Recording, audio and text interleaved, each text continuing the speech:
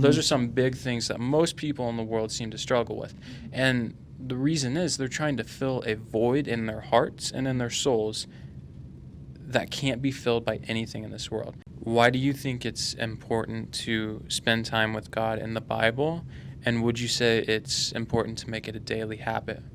Yeah, because times like even recently when I get out of my Bible, like a couple weeks ago, I was just so irritable. It was so weird. I don't even know what happened, but I just got so mad. The smallest things would happen. Like I'm drumming, I drop a stick, it pissed me off.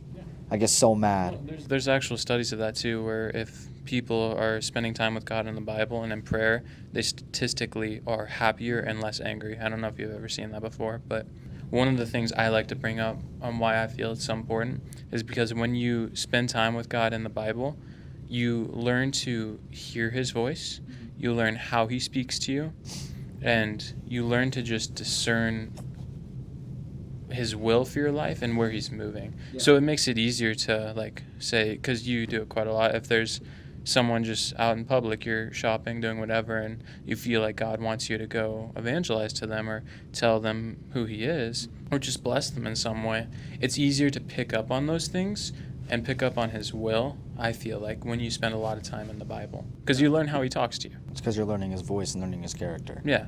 And how he likes to move. Mm-hmm. I think another big thing or big reason to spend time with him daily in the Bible is to learn from the successes and failures of those who have come before us. King David comes to mind as an example, how he was mightily used by God and he did these great things, and he's just talked about throughout the Bible. But even he had his shortcomings and failings with Bathsheba, I believe her name was.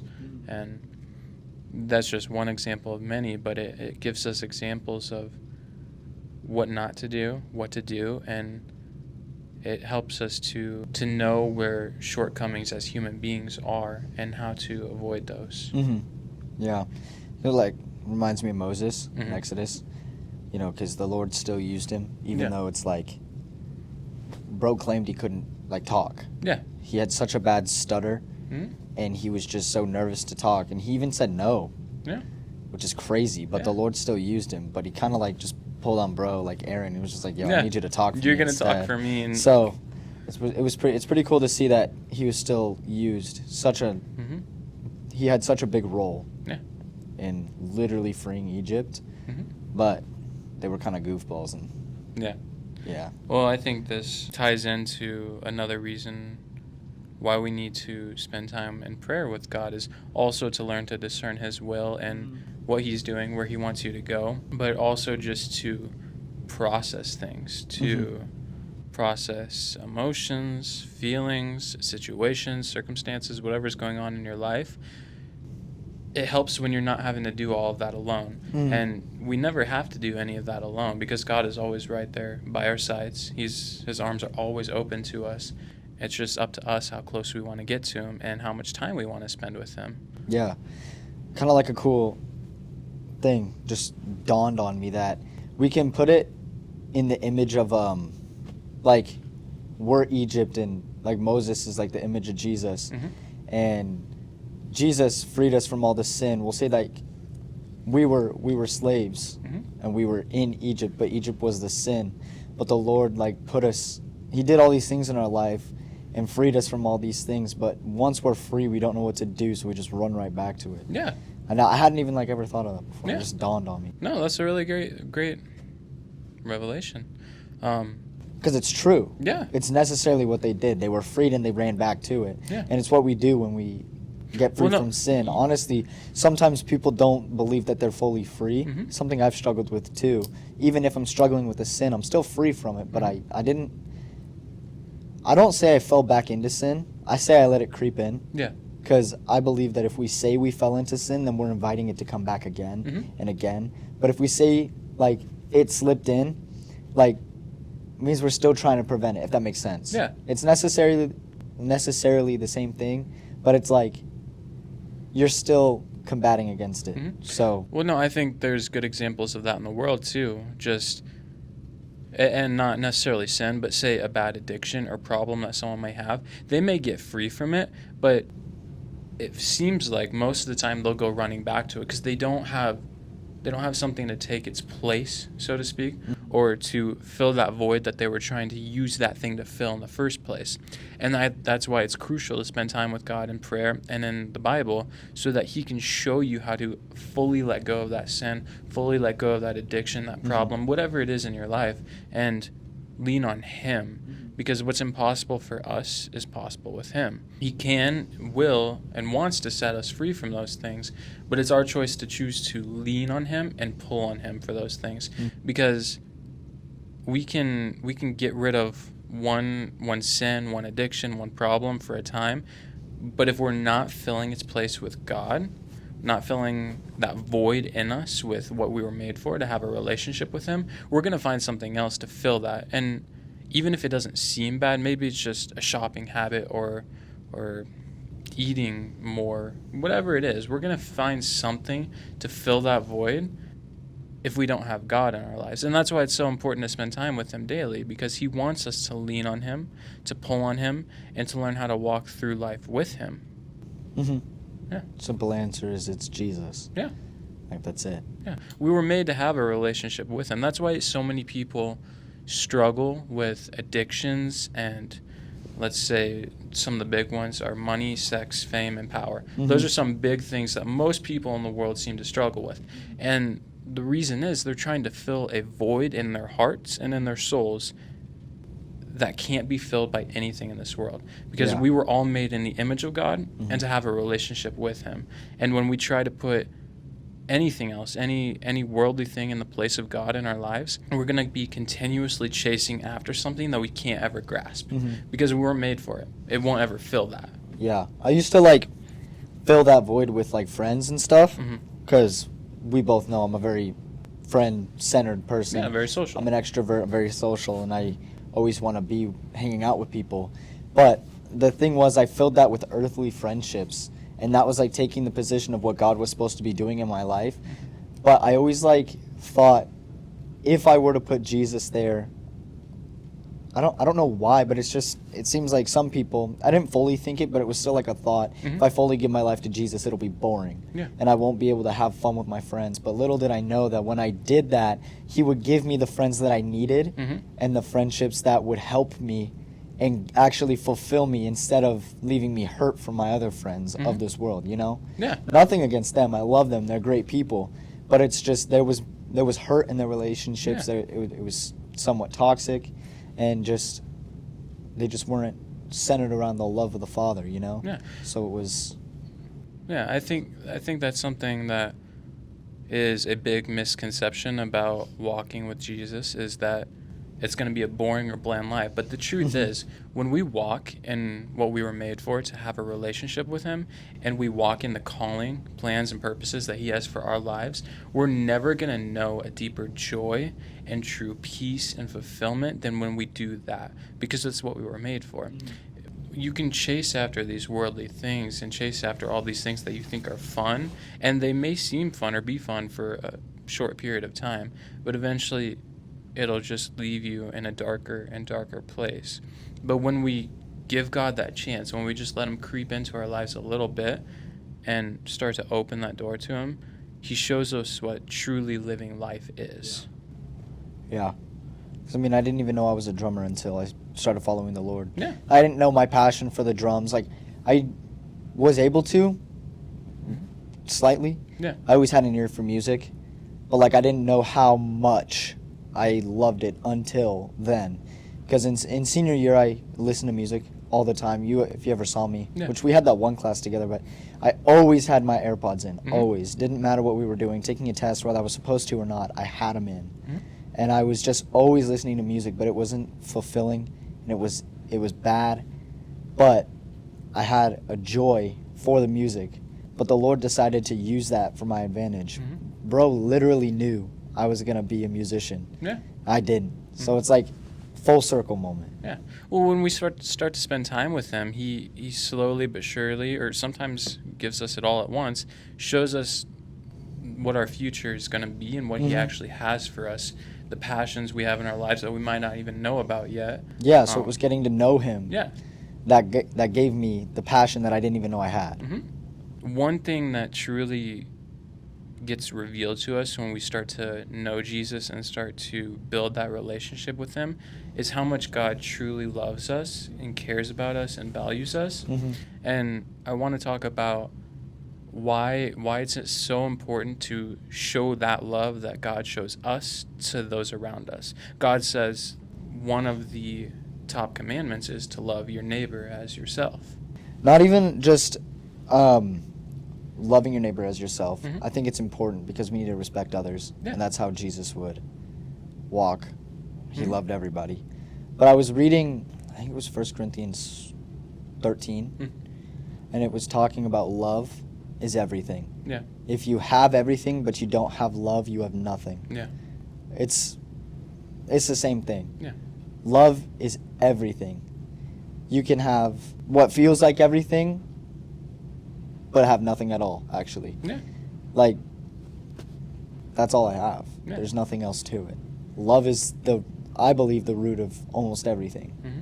So, One reason, or maybe a few, that I feel it's so important to show love to everyone we come across and all those in our lives and around us as Christians is because just as God cares about us as his sons or daughters of God, he cares about those who don't know him too. Mhm. He cares about them more than any of us can ever understand. And I think it's important to show that love to them too, so that through a little interaction, even if you're not telling them about Jesus, they just notice that you're living differently, that you do things different than the world. And when you show them that genuine love and just appreciation, affection, whatever you want to call it, they get a glimpse of Jesus and you. And that's what we're called to do as sons or daughters of God, is be a light of this world. yeah. Because it makes me think of work. Mm-hmm. Most of my coworkers, I don't think really any of them are Christian. Mm-hmm. So I always pray, Lord, help me show you in Yeah. a way today, whether that's through speaking or love. And I'll sometimes be getting upset at work just because of circumstances. We're busy and it's freaking Mhm. 20 degrees outside and I'm Yeah. freezing. But I'll be sitting there and honestly, I think it's the Lord speaking to me now that I'm just thinking about it, because it's there. Yeah. It's me thinking of snapping back at somebody just because I'm upset, and that's the natural human reaction. Humans want revenge. Mhm. Our flesh wants revenge. Yeah. That's not who Jesus is. Mhm. That's not who we're supposed to be. So I want to snap back at somebody, but the Lord's like, that's not what I would do. Yeah. And I'm like, dang, bro. Mhm. Like, really? Yeah. Because I'm so wanting to fall into the natural, Mhm. the natural wave of human life and our patterns. But Jesus is telling me otherwise. Yeah. He's telling me to love them because I prayed, let me show you in a way. And whether or not that person notices it, Mhm. they're going to notice the difference. Yeah. They might not notice it at first, but it'll come back around. Yeah. No, and that's something we're called to do as Christians, is just to love our enemies when they hate us, bless them when they curse us, and treat them right when they mistreat us. And even if we don't get the chance to tell them about Jesus, just living that different life just puts that thought in their head about why were they different? Why did they treat me like this? And yeah, and it plants or sets the stage for someone else later down the line, for God to use someone else to evangelize to them too. And they notice those characteristics. And even if we're not the one who gets to tell them about God, we still have the privilege of being able to treat them how God treats us and just care for them. Because at the end of the day, it hurts me to see all the pain and suffering and corruption in the world, and just being able to spread a little bit of joy, a little bit of kindness to them, showing them a little bit of love, it goes a long way. Because you never know what they're going through, you never know what's going on in their lives, and everyone deserves to be loved and feel loved. Yeah, even the small things can be Mhm. the difference. Yeah. It's good. One thing you had mentioned earlier was that God started to surround you with new friends, or at least you had been around the wrong friends in the past. And that's something I also think is very important to be mindful of in our lives is, who do we surround ourselves with? Because the Bible says, surround yourself with like-minded people. Mhm. If you surround yourself with fools, you're going to be a fool. If you surround yourself with wise people, you're going to become wise too. I think that's very important. I've seen, when I was younger, Mm-hmm. I started going back to a youth group. It was New Hope in Des Moines. Mm-hmm. Nice church, AG, good people. Yeah. Loved it. Experienced the love of the Father like I hadn't before as a 13, 14-year-old kid. And it was just awesome. I was on fire for the Lord. I got free from things I'd been addicted to as a young kid. Mm-hmm. And I was just loving the Lord. And then I fell into the world, fell into some other friendships. My character got corrupted. Yeah. Because bad company corrupts good character. Mm-hmm. And it's true. I always thought I could do it. Mm-hmm. I could do it myself. I know my character. And my character is me, and I'm not going away from this. But it's so easy to be corrupted. Mm-hmm. Kind of like a Sharpie on paper. Yeah. You tap it and it like spreads. Yeah. You know? And the harder you push it, the more it spreads. So the more you hang out with those people, the more their character and their poison is going to infect you. Yeah. So I think that goes back to even reading the Bible. If you're not consistent in the Bible and coming close to Jesus, and you're hanging out with these people more than you are with Jesus, your character is going to be corrupted. Yeah. Because how else, like, some people are called to be friends with people of this world and be the impact in their life. I believe that I am as well. It's been spoken over me multiple times that it's kind of like a reverse role, if that makes sense. My character rubs off on them, Yeah. and they come to know Jesus because they've seen the way I live my life. Or they can be like, I really like the way he acts. He inspires me to be a better person, whether or not they follow the Lord or not. Yeah. My character still rubs off on them, but that's actually the characteristics of Jesus. But in the past, I wasn't spending time with Jesus, so it was the reverse role, Yeah. if that makes sense. Yeah. You know, so I think it's so important that we surround ourselves with people and or just spend time with Jesus, because he's a person too, and we need to surround ourselves with him. Yeah. Even when we're spending time with good people, don't let Jesus-like people replace Jesus. Yeah. They're not Jesus. No, I think that's very important, very good to know.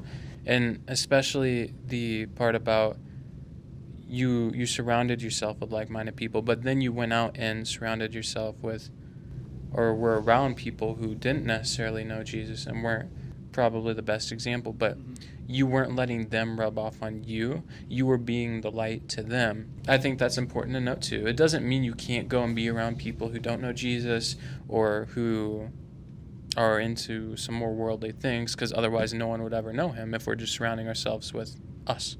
But Yeah. it's important to have that close group of people too that you can go to and know they're going to challenge your faith and build you up at the same time, and that you're going to continue to go higher with.